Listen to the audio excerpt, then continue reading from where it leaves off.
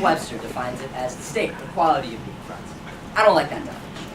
I prefer to define it as that connection, that feeling of companionship between you and someone you care about. I came to this definition a couple years ago. We were doing one of those Ranger Up activities that breeds class teamwork. And so what they did is they had this tarp just laid out on the ground. And we were being like this group of 20 kids. And so we have to find a way to flip that. We stand on the tarp, and we have to find a way to flip that tarp over without anyone getting off or on. And so during this, space is kind of cramped, and we're all kind of pushing and shoving. My friend, he's kind of right on the edge of this tarp. He's kind of getting like bumped around, and so I have to kind of hold on to him to make sure he doesn't fall off. And I'm not really thinking anything of it. But afterwards, when we're going around and talking, hey, what made this activity difficult? He raises his hand and he says, well, it's kind of hard to, it's kind of difficult to focus on solving this problem when you're kind of falling off the edge and your friend has to hold on to you. And for some reason, that word friend just stood out to me. And it kind of gives you that happy feeling inside.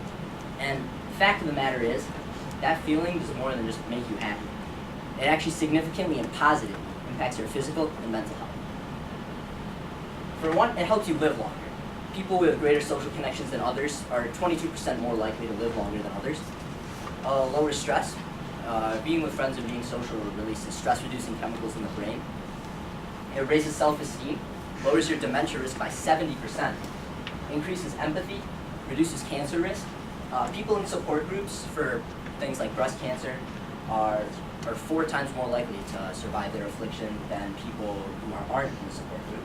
And really importantly, it gave people a sense of meaning and purpose in life. And really, as humans, that's something that we strive like our whole life to find.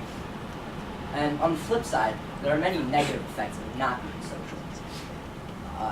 You can have increased risk of cardiovascular disease, repeat heart attacks, high blood pressure, which can lead to blood clots and strokes if it gets bad enough, depression, and it's been proven to be just as bad as obesity, smoking, and a lack of exercise for your health. Friendship. Google defines it as the emotion, the conduct of friends. I don't like that. And what would you define it as? That's something that you have to find out on your own. Who knows? It might just save your life.